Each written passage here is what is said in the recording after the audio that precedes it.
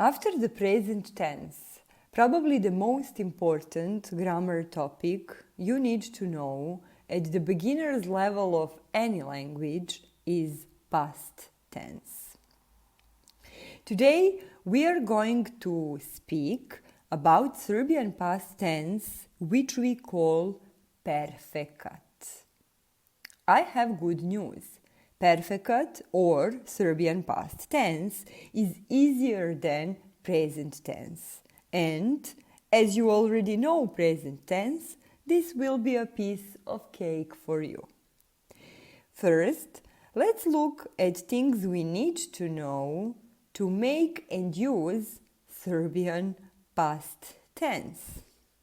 Remember that past tense is a complex tense, which means that we need an auxiliary verb and the verb which we actually want to put into the past tense. So, to make Serbian past tense, we need present tense of the verb to be as auxiliary verb and infinitive of the verb we want to put into past tense. In this video, we won't talk about terminology. Grammar terms aren't important. It is important to remember next 4 steps for making past tense. First step is to know by heart present tense of the verb to be, and that is, as you can see and as you already know, for singular, ja sam, ti si, on je, ona je, ono je. Plural, mi smo, vi ste, oni su, one su, ona su.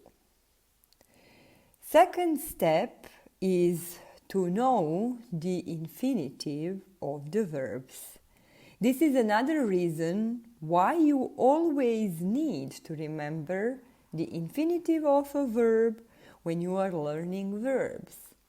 Let's be reminded that in Serbian language we have verbs ending with T, like raditi, and verbs ending with Ći, like ići.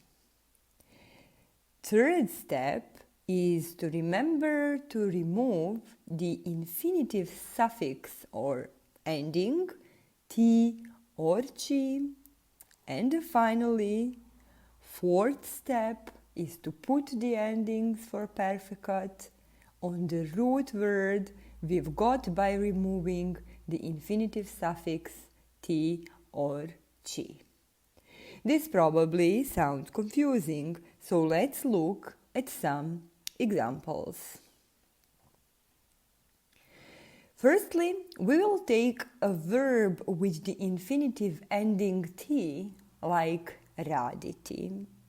Now we need first person singular of the verb to be, ja sam, and then the infinitive of the verb raditi. So it looks like this, ja sam raditi. Now we need to remove T and we are left with ja sam radi. On the root word, we will add endings for Perfekat as follows. Ja sam radio for masculine singular. Ja sam radila for feminine singular. Ti si radio. Ti si radila. And the third person singular and the plural, actually singular, would be on je radio. And the third person feminine, ona je radila. Neuter form is ono je radilo. So lo is ending for neuter singular. These were the endings for perfect singular. Let's have a look at plural.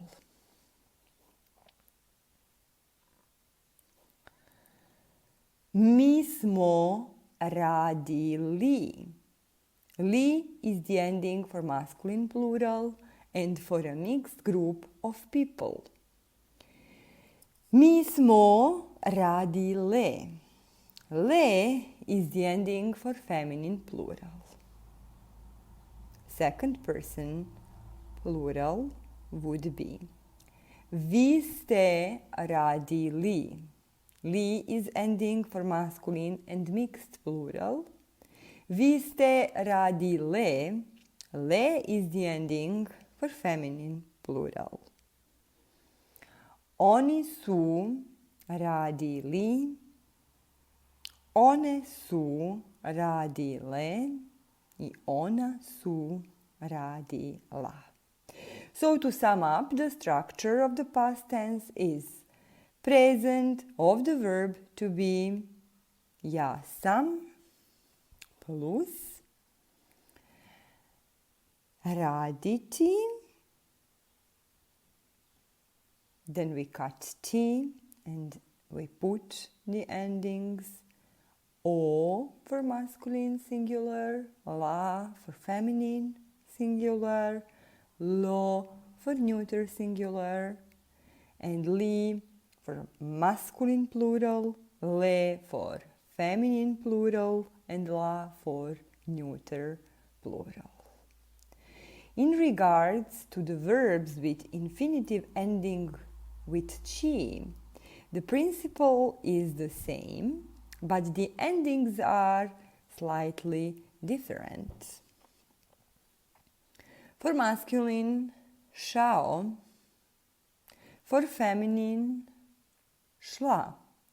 For neuter, šlo. In plural, for masculine, šli. For feminine, šle. For neuter, šla.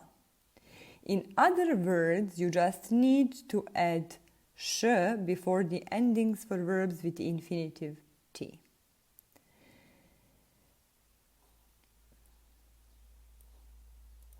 And now let's see how it looks like. If we take, for example, verb doći, which means to come, we'll get this. Ja sam došao. Ja sam došla. Ti si došao. Ti si došla. On je došao. Ona je došla. Ono je došlo. Mi smo došli. Mi smo došle. Vi ste došli. Vi ste došle. Oni su došli. One su došle. Ona su došla.